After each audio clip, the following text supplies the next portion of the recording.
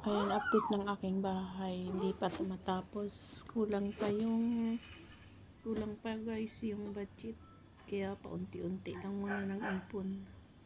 Kapag may ipon, continue uli.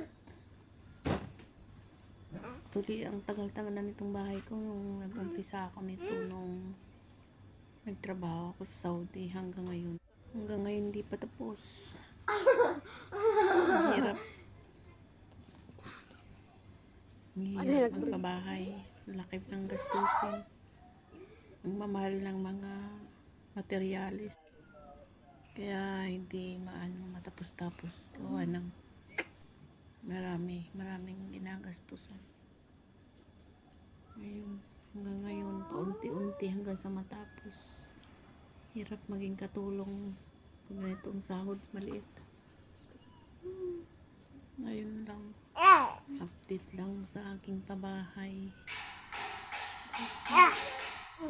Tapos din pa ba? Malaki-laki pa ang gagastusin ko bago matapos, guys. Ang hirap. Pag ikaw lang mag-isa, wala kang katulong magpabahay.